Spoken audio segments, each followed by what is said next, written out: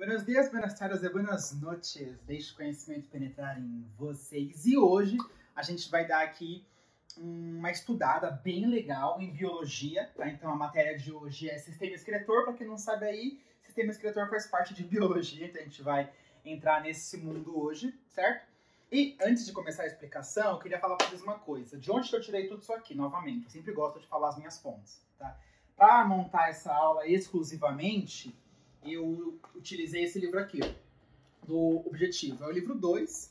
Aqui tem sistema excretor, muscular, nervoso, sensorial e hormonal, né? Tá com os sistemas.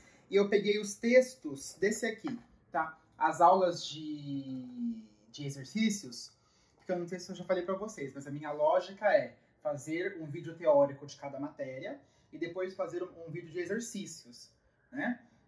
Dessas matérias que eu já expliquei, porque ano de vestibular e ano de exercícios. Então, tanto os exercícios quanto a matéria, eu peguei daqui. Apesar que as questões de sistema excretor, eu misturei um pouco com um livro de outro cursinho e um pouco de outro livro de biologia, mas quando fala de exercícios eu mostro para vocês. Mas a teoria vem desse livro aí, então isso aqui eu não estou tirando da minha cabeça, tá? Mais uma coisa, gente, aqui utilizem a imaginação de vocês, tá? É para imaginar que isso aqui é um peixinho, tá? É um peixinho porque eu não sei desenhar muito bem. Mas vamos lá então. Sistema excretor, tá? Primeiro a gente tem que entender o seguinte: é necessário que haja excreção em todos os seres vivos. Por quê? Para realizar uma coisa que a gente chama na biologia de homeostase, que é um equilíbrio dinâmico de todos os sistemas, certo? Que são moldados a partir de reações químicas internas que vão acontecer dentro de nós. Então, a homeostase seria esse equilíbrio.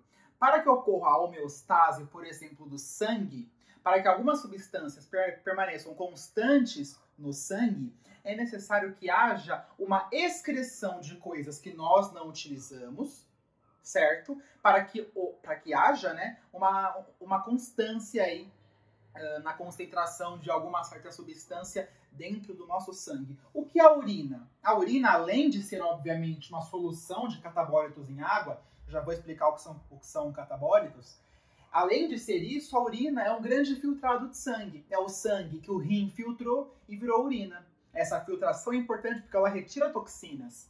E isso é importante não só no ser humano, mas é importante também em todos os animais e seres que também não são animais, como, por exemplo, os protistas, como, por exemplo, as plantas. O processo de excreção sempre é necessário. Mas, enfim, o que são esses catabólitos? Cuidado. Eu falei catabólito, com T de tesão. Catabólito. Não é a mesma coisa que catabólico. São coisas diferentes. Algo catabólico tem a ver com um processo que é exergônico.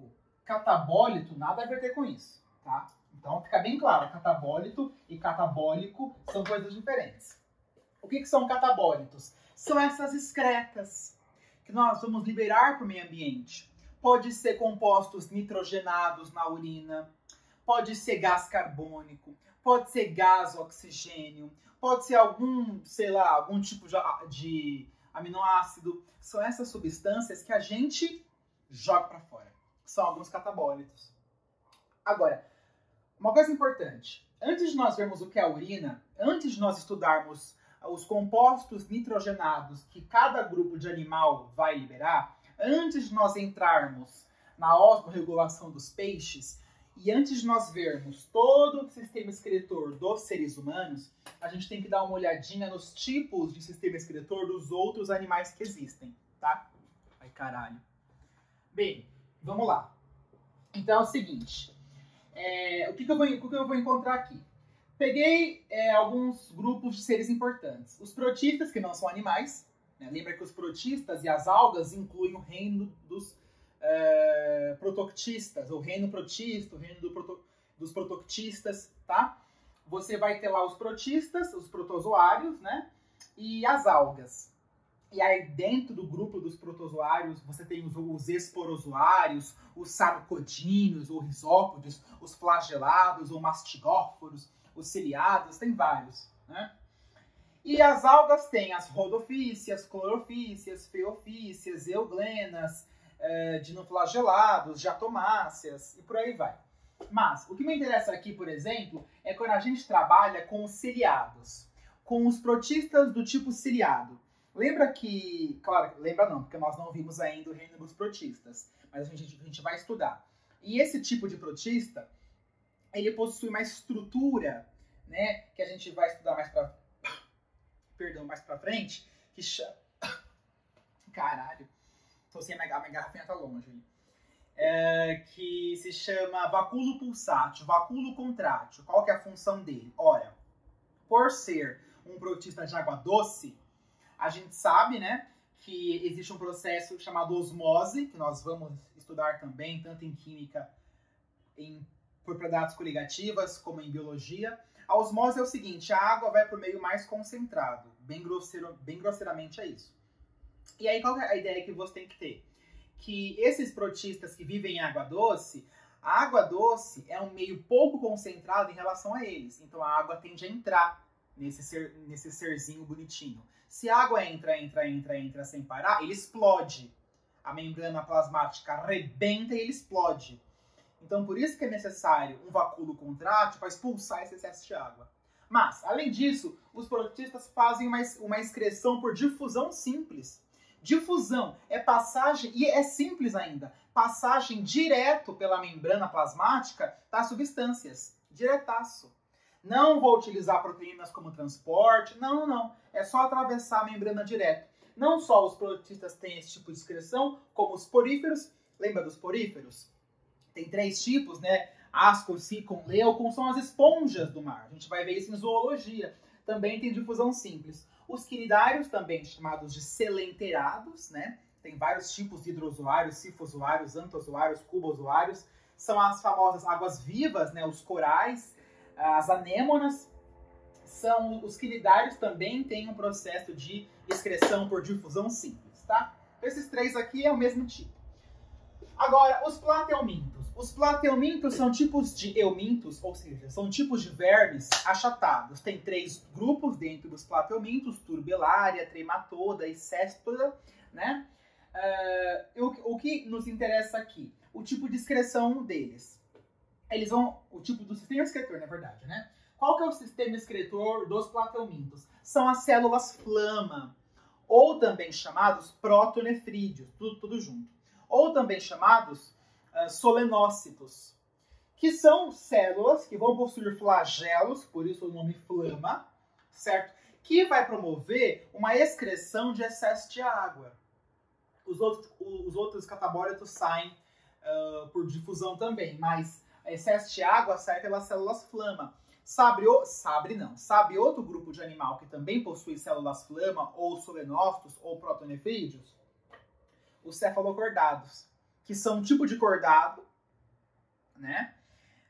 O melhor representante deles é o anfioxo, né? O Branquilostomum lanceolatus, certo? Então, beleza. Os nemateumintos, tipo de sistema excretor deles, túbulos ou tubos em H.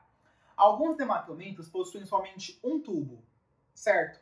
E desse tubo, porque os nemateumintos são vermes cilíndricos. Se os plateumintos são vermes achatados, os nemateumintos são vermes cilíndricos.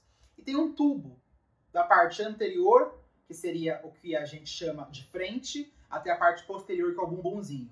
Então, tem um tubo, e no meio desse tubo tem um pequeno poro, na parte mediana, que libera as excretas. Esse é um tipo. Mas a maior parte dos nemateumintos, os que mais caem em vestibular, possuem esse tipo de sistema excretor, tubos em H.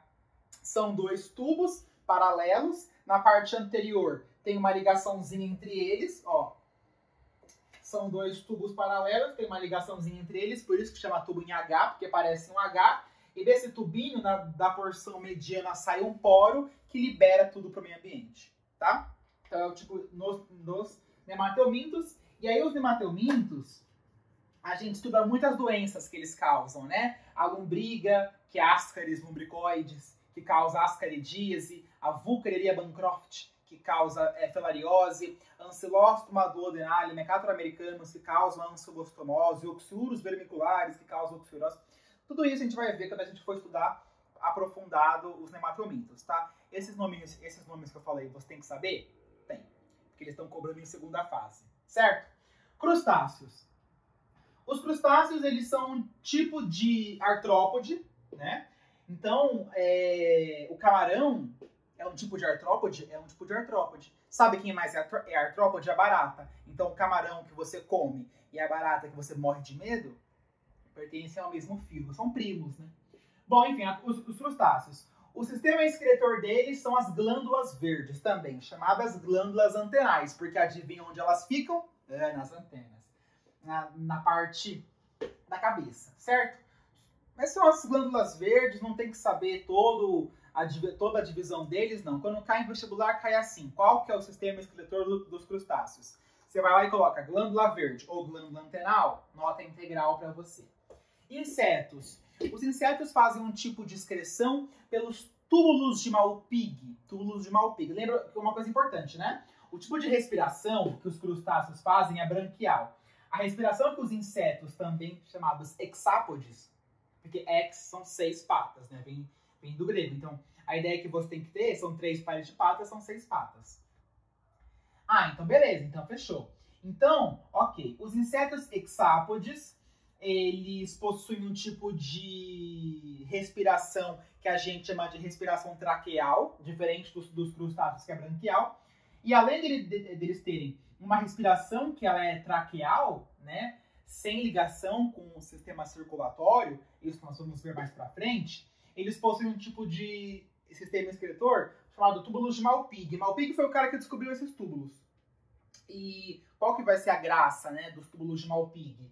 Vai ser que eles vão promover todos os processos de excreção dos insetinhos, tá? Vai cair assim no seu vestibular, bem de boas, bem legal. Os miriápodes. Tem 2 tipos de miriápodes, os diplópodes e os quilópodes, como a lacraia, certo? Os quilópodes são venenosos, né? Os diplópodes, como a centopeia, não são. Mas qualquer um deles, igual aos insetos, túbulos de Malpighi. E os aracnídeos, como ácaros, aranhas, escorpiões, tá? Vão possuir uma ou duas glândulas coxais, certo?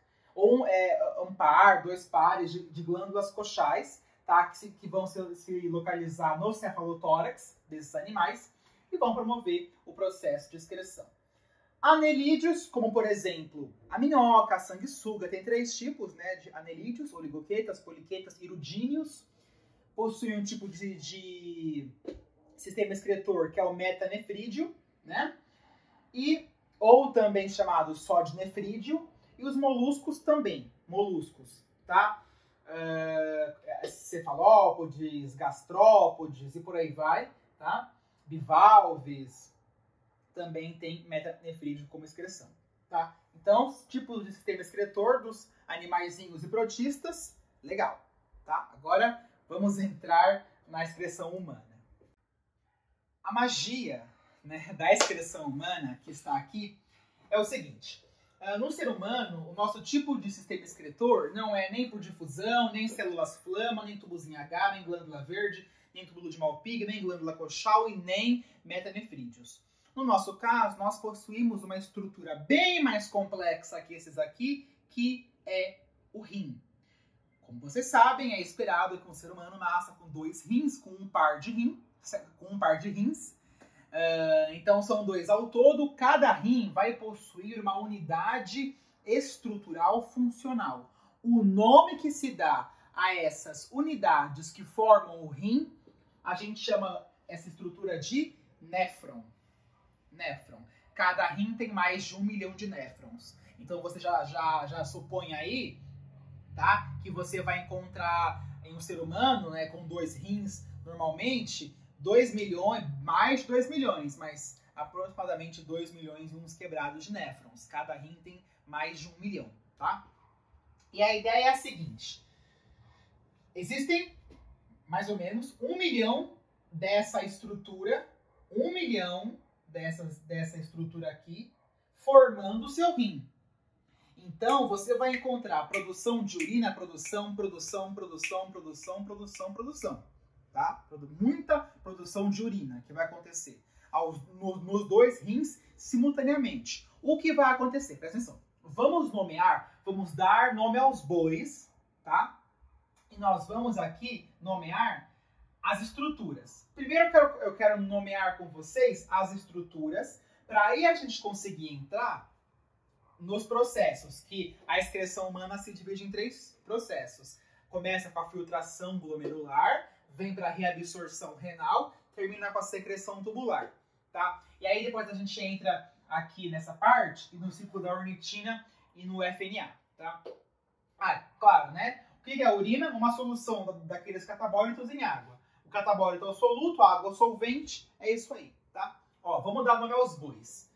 Eu tenho uma arteríola que traz sangue rico em oxigênio, traz sangue rico em ureia. O que é ureia? Relaxa, por enquanto decora, tá? Rico em ureia, rico em oxigênio, pobre em gás carbônico. Esse sangue vem lá do coração, tá? Pela arteríola aferente. E aí, essas arteríolas vão se enovelar aqui em uma estrutura que a gente chama de glomérulo renal, tá? Ou glomérulo de Malpighi, em homenagem a esse mesmo cara aqui. Aí desse glomérulo sai outra arteríola. Já essa arteríola aqui que sai, o sangue que passa nessa aqui tem pouca ureia e pouco oxigênio, tá? E mais gás carbônico, beleza? O sangue que entra no rim é pela arteríola aferente, que sai do rim pela eferente. Bem fácil de lembrar. A letra A no alfabeto vem primeiro que a letra E. Então o sangue entra pela aferente e sai pela eferente. Uma cápsula que fica em volta do glomérulo. Qual vai ser o nome dela? Cápsula glomerular. Ou também chamada cápsula de Bowman. Eu não sei porquê, mas isso me lembra o Bayman, do filme Caça às Bruxas. Não sei se vocês viram, mas eu acho que parece, tá? A cápsula de Bowman. Beleza. Aí vem essa parte aqui super onduladinha, que é o túbulo contorcido proximal.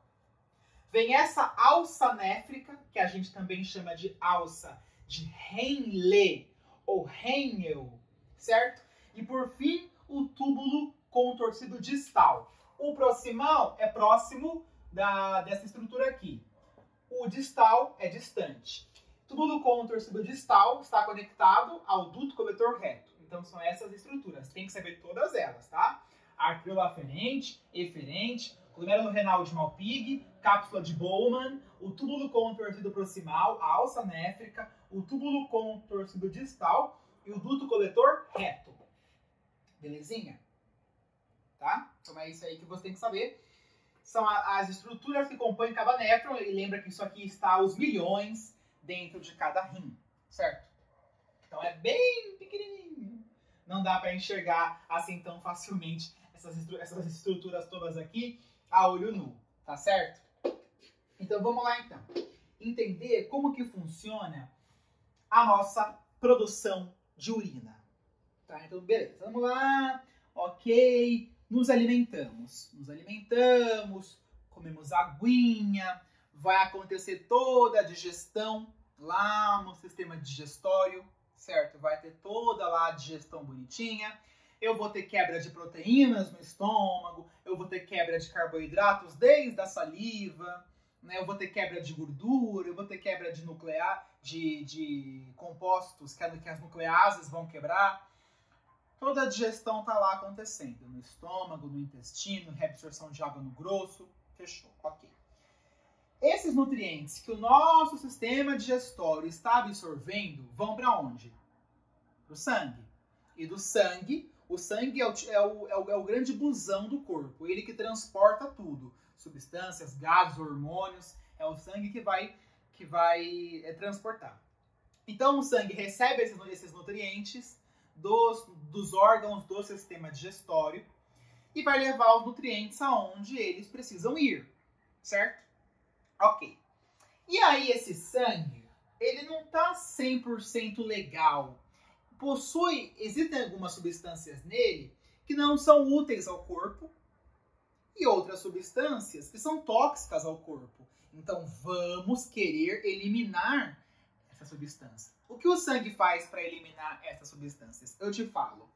O sangue ele faz uma paradinha aqui no néfron, dentro do rim. O sangue chega no rim pela arteríola aferente, certo? Ele chega no rim pela arteríola aferente. O que acontece? O sangue ele vem do coração e ele vem com uma altíssima pressão. A pressão de contração do coração é uma pressão que a gente chama de pressão sistólica. É a sístole do coração. É uma pressão muito grande. Então, veja, a arteríola não é um vaso grossão, com diâmetro, com calibre grande. É um vaso mais fininho. Como tem sangue passando com muita rapidez, tem muita pressão aqui dentro. Essa pressão do sangue empurra as paredes do glomérulo renal e empurra as paredes da cápsula de Bowman, da cápsula glomerular. Essa pressão faz com que o sangue seja empurrado contra a parede dessa estrutura aqui, que a gente chama o glomérulo mais cápsula, a gente chama de corpúsculo renal, ou corpúsculo glomerular. Então, eu vou empurrar com a minha pressão esse sangue. Quando eu empurro, o plasma sanguíneo, porque lembra que o sangue é formado por plasma, que é água com glicose, com algumas proteínas, como a albumina, e os elementos figurados, hemácias, trombetas, trombócitos e leucócitos, né? Então, quando essa pressão empurra o sangue contra as paredes do meu corpúsculo renal, esse plasma extravasa, libera e joga tudo pro ar. Ó, ele vai extravasar. Então, esse plasma extravasa, ou seja, eu fiz um processo de filtração. Eu filtrei algumas coisas que eu quero que fiquem no corpo, como a hemácia, o leucócito, os trombócitos, eu segurei. O que o filtro deixou passar foi o plasma, formando um filtrado glomerular. Essa é a filtração glomerular, formando um filtrado. E esse filtrado é 90% semelhante ao plasma. A diferença é que não tem tantos aminoácidos e proteínas como o plasma tem, certo? Então, ok? Você vai ter o sangue sendo empurrado contra as paredes do glomérulo e da cápsula, que são paredes semipermeáveis. O plasma extravasa, libera e joga tudo para o ar, certo? E extravasou, esse filtrado agora vai passar pelo resto do caminho, beleza? E o resto do sangue volta para o corpo, na arteríola eferente. Legal? Fechou? Então, ok, vamos lá. Agora, o que vai acontecer? Desse filtrado glomerular, aproximadamente menos de 10% vira urina. Então, de todo o filtrado, a maior parte volta para o corpo. O que vai acontecer? Esse filtrado glomerular que foi sintetizado a partir do sangue aqui nessa estrutura, vai passar pelo túbulo contorcido proximal. O que acontece aqui? Vão ter algumas substâncias dentro desse filtrado que são ricas, né? Aliás, esse filtrado é rico em algumas substâncias, como por exemplo, o íon de sódio, como por exemplo, o íon de cálcio, como por exemplo, glicose, que é um tipo de monossacarídeo, é um carboidrato. Então, esse filtrado que passou pela cápsula e pelo glomérulo tem essas substâncias. Só que glicose, sódio e cálcio são importantes para o nosso corpo. O sódio é importante por quê? Porque além da regulação osmótica, ele vai fazer importante papel no impulso nervoso. O cálcio é importante não só para a formação de ossos e dentes, mas também é importante para a contração muscular e para a coagulação sanguínea. A glicose é importante porque ela é a base de toda a energia que nós vamos ter, todo o processo que a gente tem de energia celular, a quebra da glicólise, a quebra da glicose, que é a glicólise, o ciclo de Krebs, a cadeia respiratória, tudo aquilo começa a partir da quebra da glicose em 2 piruvatos. Então tudo isso aqui é importante para o corpo, só que está no filtrado. Se isso aqui não voltar para o corpo, ele vai sair pela urina. E a gente perde isso aqui. O corpo não quer perder isso aqui. Então tem que existir uma reabsorção disso aqui. Vamos reabsorver. Vamos então reabsorver? Vamos. O que acontece? Em volta do túbulo contorcido proximal, eu tenho aqui em volta vasos sanguíneos que se enrolam ao redor de tudo isso aqui. Esses vasos sanguíneos estão ricos nessas substâncias, certo? E eles querem de volta. Esses vasos, portanto, têm maior concentração dessas substâncias do que o filtrado que está aqui dentro do túbulo contorcido proximal. O que vai acontecer? O sódio, cálcio, glicose que estão aqui dentro do túbulo vão passar para esses vasos sanguíneos em volta por transporte ativo.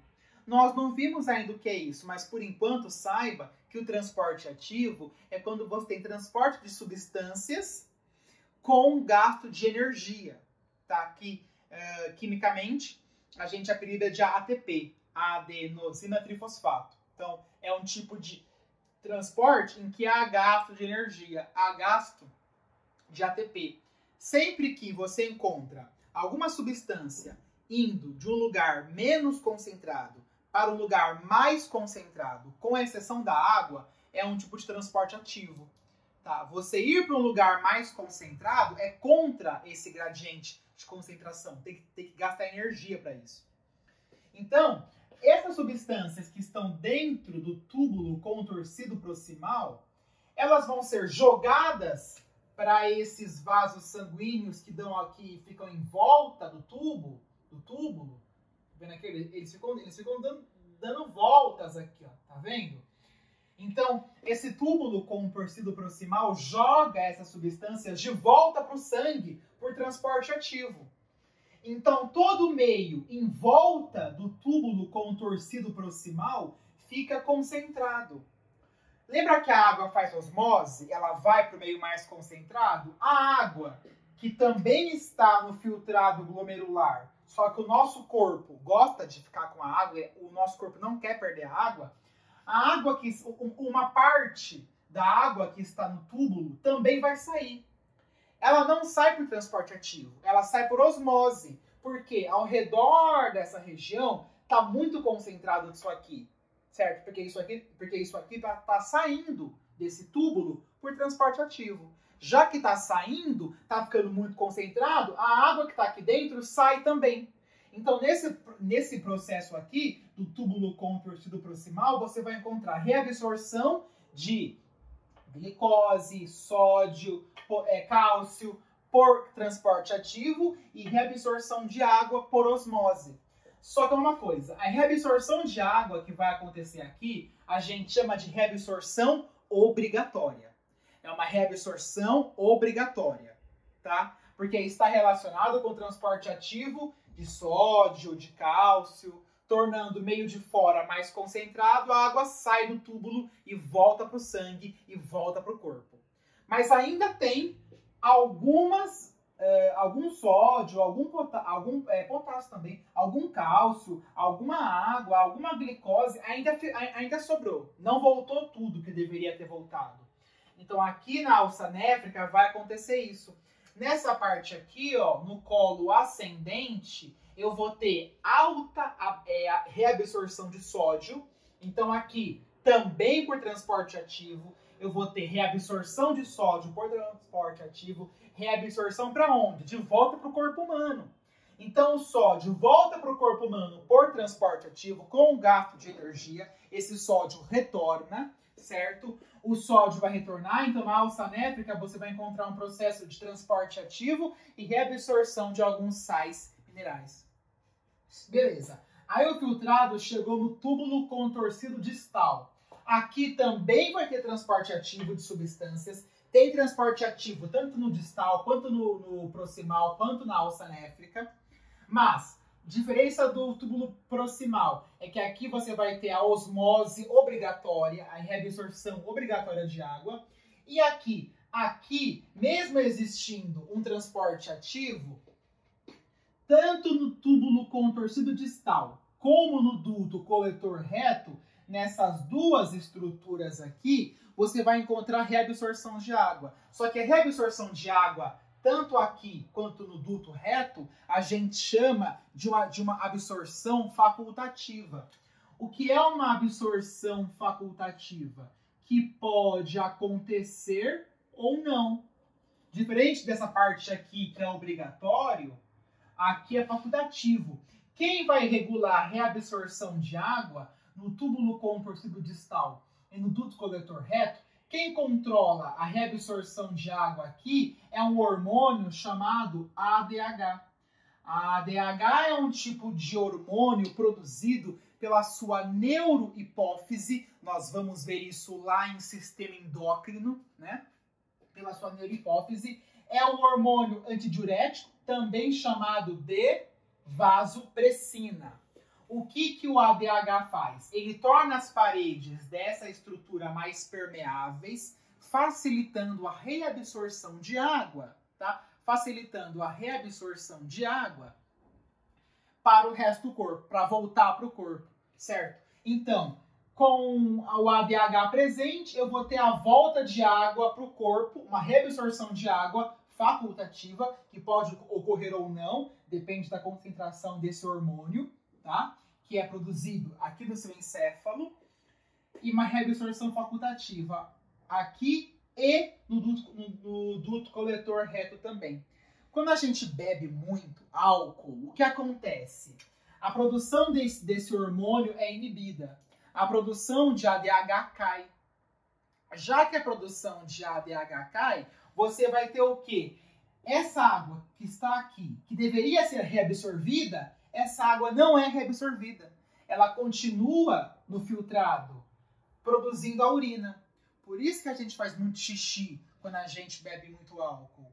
Porque eu diminuí a produção de ADH, essa água não voltou para o corpo, continuou no filtrado e vai virar urina.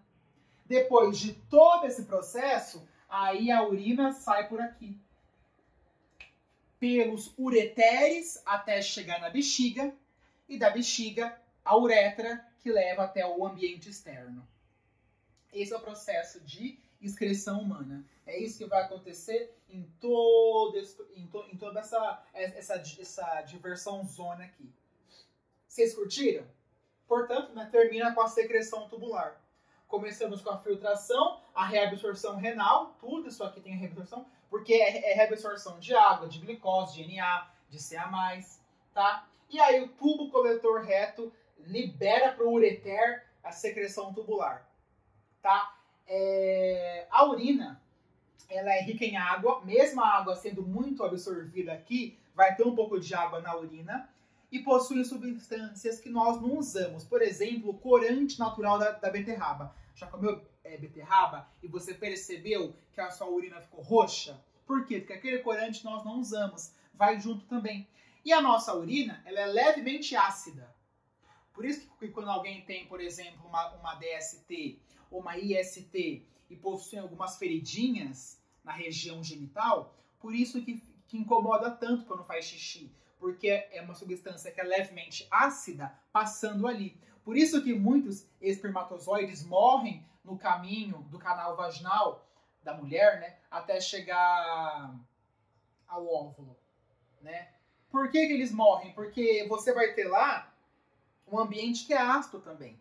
Claro que a urina não passa pelo mesmo lugar onde o pênis vai penetrar, mas é levemente ácido também. Por isso que muitos morrem ali. E o que dá essa leve acidez à urina? Concentração de H+. Isso aqui já é química, né? Quanto maior a concentração de H+, que são os prótons, né, ionizados, hidrogênio ionizado, menor é o pH, mais ácido ele é, né? Ah, então fechou. Ok para isso aqui? Para nossa filtração, é importante saber isso, tá? Pensar se falta mais alguma coisa, acho que não, acho que eu falei tudinho, né? Então, vamos agora para essa parte aqui. Ah, apaguei essa porra do cacete aqui. Tudo bem, aqui tá mamíferos. Essa parte aqui, vamos lá. Tem alguns tipos de compostos nitrogenados que nós vamos eliminar. Por quê? Porque a gente vai eliminar... Lembra que eu falei para vocês, a artéria aferente é rica em ureia. A arterila eferente vai ter pouca ureia. Aí eu falei assim, relaxa que daqui a pouco você vai saber o que é ureia. O que acontece? Além de sair água, além de sair íons H+, ionizados, que deixam a urina ácida, além de sair corantes que nós não usamos, junto com tudo isso, na nossa urina sai ureia, que é um composto nitrogenado. E de onde vem esse nitrogênio? Da nossa alimentação. A gente come proteína, por exemplo, a gente come um bifão no churrasco, entendeu? Que é rico em proteína. A proteína quebra, que a proteína é uma grande molécula, tá? Formada por uma reação de polimerização entre aminas e ácidos carboxílicos. A proteína se quebra, forma os aminoácidos, né, que são os compostos que juntos formam a proteína, que vão ser quebrados ao longo do tempo e se transformar em compostos nitrogenados, que nós eliminamos porque nós não usamos. Certo? O que acontece? É o seguinte, o que vai acontecer é que você vai encontrar tipos diferentes de compostos nitrogenados. Por exemplo, ureia, amônia e ácido úrico. São os três principais que caem em vestibular, compostos nitrogenados que saem na sua excreção. Tá? Quem libera ureia? Mamíferos, nós, né, mamíferos. Anfíbios adultos, principalmente anuros. Por exemplo, sapinho, rã, perereca. Adulto libera ureia. E os condríctes. O que são condríctes? A superclasse dos peixes tem dois tipos, né? Os condríctes e os osteíctes. Os condríctes têm esqueleto cartilaginoso, como o cação, como o tubarão. E os osteíctes têm esqueleto ósseo, como todo o resto dos peixes.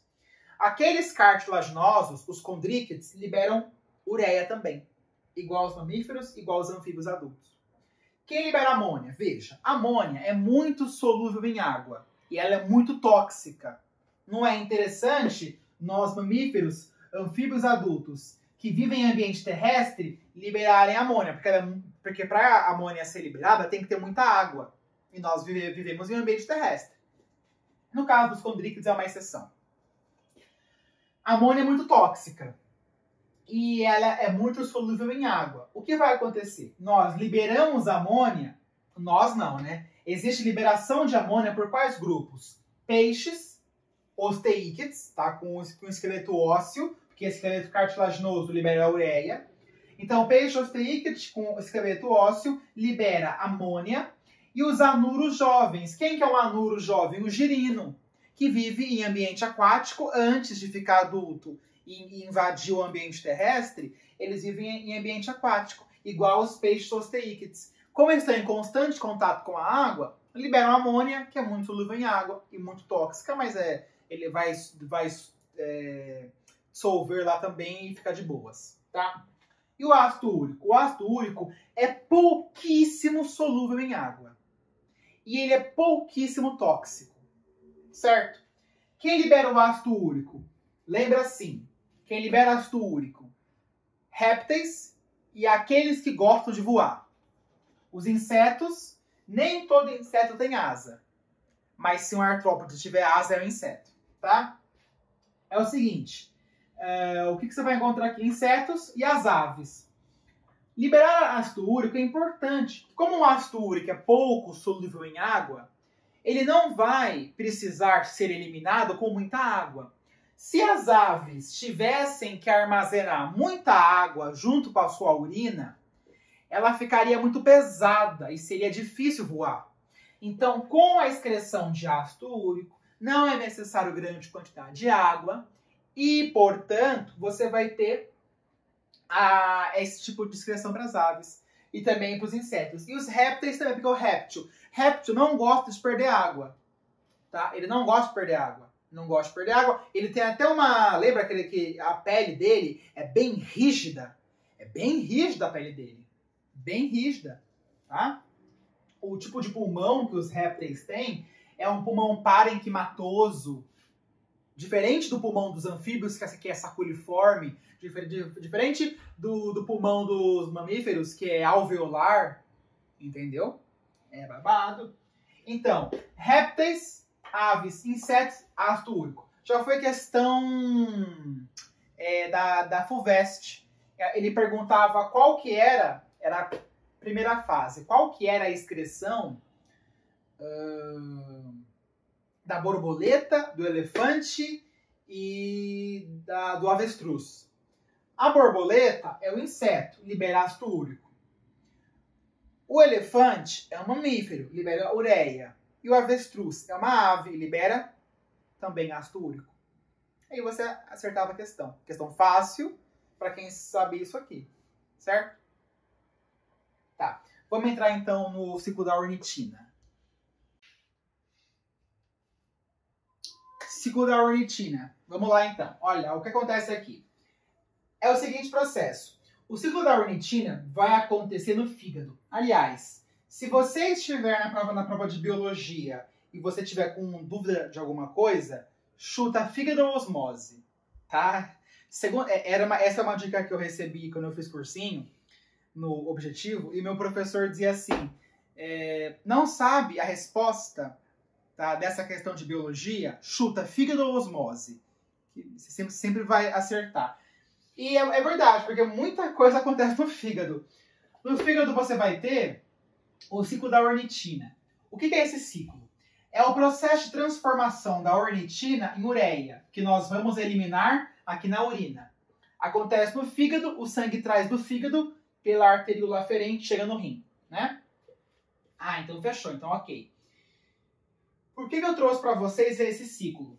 Porque assim, não costuma cair ciclo em vestibular, mas já foi cobrado, acabou sendo cobrado do aluno ter que desenhar esse ciclo aqui na segunda fase da FUVEST. Eu acho que se não for FUVEST, ou é Unicamp, Unesp ou Unifesp, ou FAMERP, FAMEMA, uma dessas, tá? Pediu para você fazer o ciclo. Eu acho uma sacanagem, eu acho chato, mas pediram.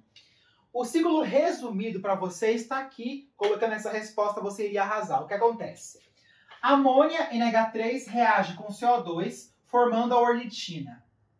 Tá? Algo, claro que não é direto assim, mas para você entender, esse ciclo aqui estava bem legal para você colocar na sua resposta que você iria arrasar. Então a amônia e o CO2 formam a ornitina. Certo? Lembra que é um composto nitrogenado. A ureia é nitrogenada. Olha aqui o nitrogênio. Formou a ornitina. A ornitina vai formar uma outra substância chamada citrulina, que vai, junto com a água, formar a arginina. De novo, amônia e CO2 formam a ornitina, que forma a citrulina, que com água forma a arginina, que com água volta a ser a ornitina. E nesse processo de volta, ele pode se transformar também em ureia. Essa ureia é captada e levada até o rim pela arteríola aferente. Não é reabsorvida e vai embora junto com a urina. Por quê? Se não existisse esse ciclo aqui, nós não iríamos eliminar a ureia. A gente iria eliminar ou a ornitina ou um composto anterior, que seria a amônia, que é muito tóxica para a gente. Então esse aqui é um processo de diminuir a toxicidade. Por quê? Em questão de toxicidade, a amônia é a mais tóxica. Depois, é mais tóxica que a ureia, que é mais tóxica que o ácido úrico. A ureia tá no meio. Tá? Então a amônia é mais tóxica que a ureia, mais tóxica que o ácido úrico. Solubilidade em água. A amônia é mais solúvel em água do que a ureia, que é mais solúvel que o ácido úrico. Tá? A amônia é mais tóxica e mais solúvel. O ácido úrico é menos tóxico e menos solúvel. E o que seria esse fator natriurético atrial? Famoso FNA. Fator natriurético atrial.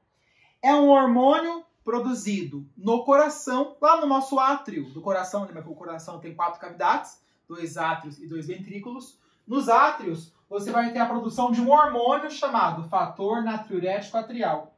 Qual que é a característica desse hormônio e o que tem a ver um hormônio do coração com o rim? Esse hormônio, que é produzido pelo coração, gera a vasodilatação da arteríola aferente.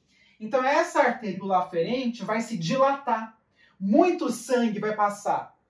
E esse fator natriurético gera a constrição, a vasoconstrição da arteríola aferente. Então, a aferente dilata.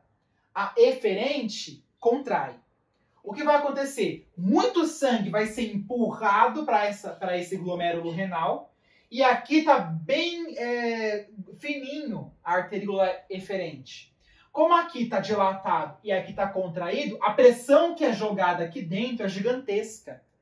Aumento a pressão, eu aumento o filtrado glomerular. Eu aumento a produção de filtrado glomerular, que consecutivamente aumenta a produção de urina. E também, consecutivamente, diminui a pressão do sangue.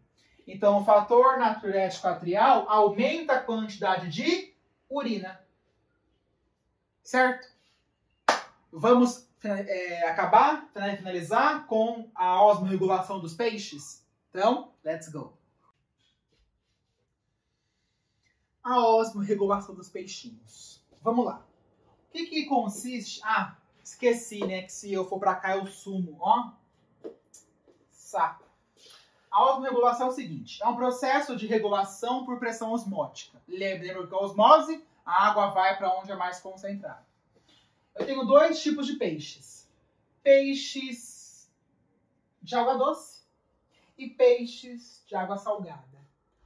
Entenda o processo que vai acontecer em todos os peixinhos, tá? Peixe água doce. Água doce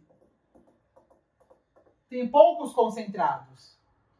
O peixe, em relação a esse meio, ele é muito concentrado. Na água doce, a água ao seu redor é um meio hipotônico, pouco concentrado. E o peixe é hipertônico, muito concentrado. A água sempre vai para onde é mais concentrado. Então, no caso da água doce, do peixe água doce, a água aqui fora tende a entrar no peixe. A água vai entrar. Ela entra porque ela vai para onde é mais concentrado. Essa água vai entrar. Mas o peixe vai ficar com muita água. Essa água vai acabar diminuindo a concentração de muitos sais lá dentro. Esses sais são importantes para a osmorregulação interna do peixe. Esses sais que vão sendo dissolvidos pela água que está entrando são repostos pelo sal. Então você vai encontrar sais quando eu falo sais, não pensa que é só coisa tipo sal de cozinha. Não, são íons, são cátions, são ânions que vão ser encontrados na água doce, no ambiente água doce, vão entrar no peixe pelas brânquias, tá?